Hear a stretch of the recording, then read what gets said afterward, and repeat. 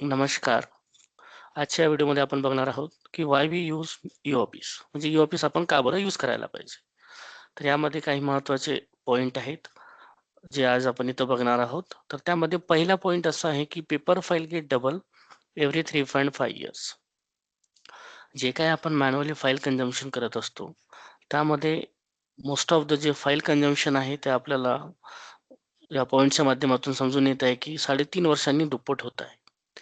पण आता सध्याची अशी परिस्थिती बघायला गेलं तर यामध्ये 1 ते दीड वर्षामध्ये आपल्याला हे दुप्पट होताना बघायला मिळत आहे. तर यावरती आपल्याला सोल्युशन हवं असेल तर त्याकरता ई-ऑफिस.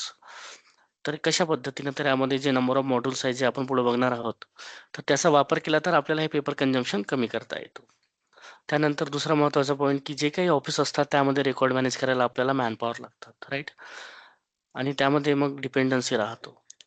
पण त्यावरती पण आपल्याला सोल्युशन हवं असेल तर त्याकरता ई-ऑफिस खूप महत्त्वाचं आहे. जेणेकरून जे काही तुमचा डेटा असेल क्लाउड बेस्ड सिस्टमवरती स्टोअर राहणार आणि जे काही डेटा तुम्हाला ॲक्सेस करायचा असेल, तर जिथं तुमच्याकडे इंटरनेट अवेलेबल असेल, तर तुम्ही तुमच्या लॉगिनवरून तुमचं स्वतःचं as per hierarchy organisational departmental data तुम्ही ॲक्सेस करू शकताय. त्यामध्ये मल्टिपल ॲप्लिकेशन आपल्याला दिलेलं आहे, ज्यामध्ये एम-आय-एस नावाचं एक ॲप्लिकेशन आहे, ज्यामध्ये आपल्याला सगळं डेटा मॉनिटर करता येतो आणि ॲक्सेस करता येतो आणि कंट्रोलिंग करता येतो. त्याचबरोबर ॲव्हरेज सर्च टाईम. ज्या पद्धतीने आपण बघत असतो, की रिअल टाईम सिच्युएशनमध्ये जो मॅन्युअली रेकॉर्ड असतात, त्यामधलं कुठलं डेटा आपल्याला रेकॉर्ड रूममधून सर्च करायचा असेल, तर त्यामध्ये बहुतांश जास्त प्रमाणात वेळ लागत असतो. त्यामध्ये खूप लोकांनी जे काही ऑनलाईन ट्रेनिंग सेशन आपण घेत असतो, त्यामध्ये हा प्रश्न विचारत असतो आपण किंवा ऑफलाईन ट्रेनिंगमध्ये. तर मोस्ट ऑफ द लोकं वेगवेगळ्या प्रकारे उत्तरं त्यामध्ये देत असतात. तर काही लोकांची उत्तर असतात, की सर रेकॉर्ड सापडायला 1 तास, 2 तास, काही लोकं म्हणतात 2 दिवस, 3 दिवस, काही लोकं सरळ शेवटी उत्तर देतात, की सापडतच नाही, राइट? तर अशा प्रकारे प्रॉब्लेम्स आपल्याला नेहमीच बघायला मिळतात फिजिकल रेकॉर्डमध्ये. पण त्यावरती पण आपल्याला सोल्युशन असेल तर ई-ऑफिस. जेणेकरून जे काही डेटा तुमचा हा ऑनलाईन सिस्टममध्ये क्लाउड रेकॉर्डवरती स्टोअर असणार आणि तो ॲक्सेस करायचा असेल तर मल्टिपल ॲप्लिकेशन फॉर एक्झाम्पल तुमची ई-फाईल सिस्टम तर राहणारच आहे.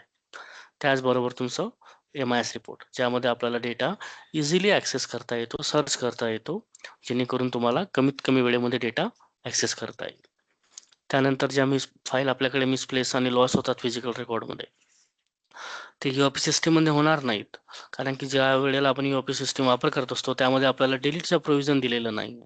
जेणेकरून कुठलेही रेकॉर्ड हा मिसप्लेस किंवा लॉस होणार नाही आणि इझिली आपल्याला डेटा वर्षानुवर्षाचा डेटा हा इझिली आपल्याला ॲक्सेस करता येईल. आणि अजून एक महत्त्वाचा पॉइंट यामध्ये ते आहे तुमचं, की ज्या झाडांपासून पेपर शीट्स तयार होतात, राइट? तर आता जसं कॉस्ट पेपरचं आहे, पुढं चालून इन्फ्रास्ट्रक्चर वाढत जाईल, त्याचं कॉस्ट अजून वाढत जाईल आणि त्याचा परत इम्पॅक्ट आपल्याला बघायला मिळणार. तर ह्या सगळ्या गोष्टी लक्षात घेता ई-ऑफिसचा वापर करणं खूप गरजेचं आहे. जेणेकरून आपल्याला कमी कॉस्ट कमी कॉस्टमध्ये चांगलं इफिशियंट वर्कआउट आपल्याला शासकीय डिपार्टमेंटमध्ये करता येणार आहे किंवा बघता येणार आहे.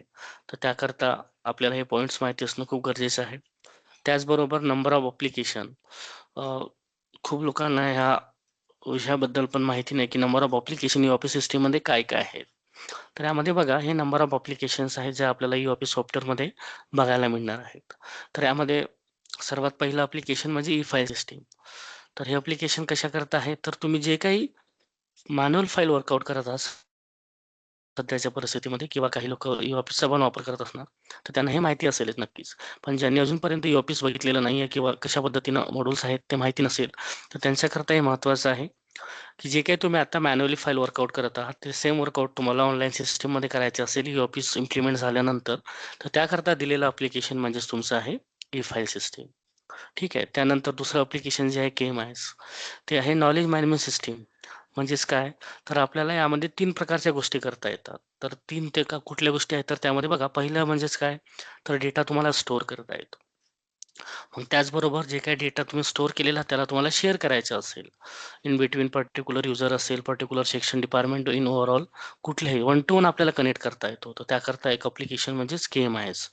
दुसरं आहे की जो डेटा तुम्ही स्टोअर केलेला त्याला शेअर करायचं काम, राइट? आणि त्याचबरोबर थर्ड काम काय आहे के-एम-आयचं, की जे काही notification for example office order, circular ते तुम्हाला पब्लिश करायचे असतात. तर तुम्ही डायरेक्टली के-एम-आयच्या माध्यमातून पब्लिश करू शकता जेणेकरून तुम्हाला ते ॲक्सेस करता येतील. तर अशा प्रकारे 3 कामाकरिता के-एम-आयचा वापर होतो. पहिला आहे तुमचं डेटा स्टोरेज, सेकंड आहे डेटा शेअरिंग आणि थर्ड आहे तुमचा डेटा पब्लिश करण्याकरिता. तर ॲज पर हायरार्की तुम्हाला जे काही रोल मॅपिंग असेल त्याच्या मदतीनेच तुम्हाला डेटा शेअरिंग, डेटा स्टोअर आणि डेटा पब्लिश करता येतो. ठीक आहे. त्यानंतर जे ॲप्लिकेशन दिलेलं आहे त्यामध्ये एम-आय-एस रिपोर्ट, ज्यामध्ये जे काही तुम्ही फायलिंग वर्कआउट करणार आहात त्याच्या अगेन्स्टमध्ये तुम्हाला कुठल्या डेटाचा रिपोर्ट लागत असेल, तर त्याकरता तुम्ही एम-आय-एस रिपोर्ट या ॲप्लिकेशनच्या मदतीनं डेटा ॲक्सेस करू शकताय, कंट्रोल करू शकताय आणि मॉनिटरिंग करू शकताय. त्याचबरोबर नेक्स्ट ॲप्लिकेशन दिलेलं आहे पी-एम-आय-एस, म्हणजेच काय तुमचं पर्सनल इन्फॉर्मेशन मॅनेजमेंट सिस्टम, ज्यामध्ये तुमचं पर्सनल डिटेल थोडंफार काही अपडेट करायचं असेल, तर डायरेक्टली तुम्ही त्या ॲप्लिकेशनमध्ये जाऊन तुम्ही अपडेट करू शकता. उदाहरणार्थ मेल आयडी, मोबाईल नंबर आणि अजून काही रिलेटेड सेवा पुस्तक डेटा. त्याचबरोबर स्पॅरो म्हणजेच काय, तर तुमचं अप्रायझल रिपोर्ट जे काही तुम्हाला सबमिट करायचं आहे ऑनलाईन पद्धतीनं, त्याकरता दिलेलं ॲप्लिकेशन म्हणजे त्याचं लिंक तुम्हाला बघायला मिळेल ई-ऑफिस सिस्टममध्ये. तर अशा प्रकारे नंबर ऑफ ॲप्लिकेशन्स आहेत, जे आपल्याला ई-ऑफिस सिस्टम इम्प्लिमेंट झाल्यानंतर बघायला मिळतात. त्याचबरोबर त्यामध्ये आपल्याला त्याच्या मदतीनेच आपल्याला कामं पण करता येतात. धन्यवाद.